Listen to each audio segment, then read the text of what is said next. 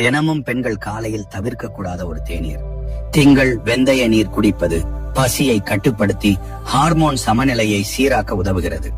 செவ்வாய் கொத்தமல்லி நீர் குடிப்பது உடல் எடையை குறைத்து சருமத்தை உள்ளிருந்து சுத்தப்படுத்துகிறது.